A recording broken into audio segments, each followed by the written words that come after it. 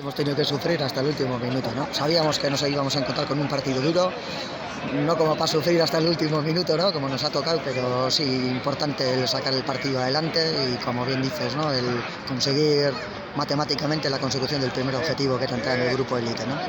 Bueno, un partido, como decíamos, igualado hasta el final, en el que a los dos equipos os ha costado mucho avanzar en el terreno de juego.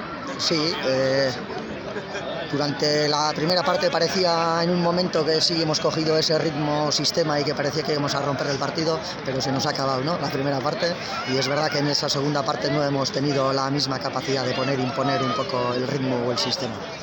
De todas formas, también al equipo le ha costado un poquito entrar en el partido. Luego habéis entrado, ese final de primer tiempo muy bueno que habéis tenido, y luego el segundo otra vez se ha visto incómodo al equipo en el campo. Sí, los inicios, ¿no?, que no nos puede un poco la ansiedad del querer hacer. La parte positiva es que solo nos ha durado unos 3 minutos. A partir del quinto minuto ya hemos vuelto a recuperar un poco la compostura, el timing, y sí se notaba, ¿no?, que estábamos como un puntito por encima de ellos. Apenas lo conocíamos, ¿no?, que se nos ha acabado la primera parte, que es cuando estábamos manteniendo ese momento. En la segunda parte no hemos sabido volver a recuperar esa dinámica o ese momento.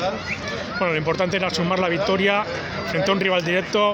Ha sumado un punto, vosotros habéis sumado 4, pero bueno, os permite ya entrar en ese grupo élite, ¿no?, que era un poco el primer objetivo de la temporada que tenía el equipo. Sí, así es. Era un poco condición sine qua non, ¿no? El objetivo macro para esta primera fase era conseguir uno de los billetes, ¿no? Lo conseguimos prácticamente ganando todos los partidos a falta de una última jornada, que tenemos que ir a Gijón, y es positivo, ¿no?, que la dinámica que hemos construido nos trae el conseguir el primer objetivo que nos marcábamos.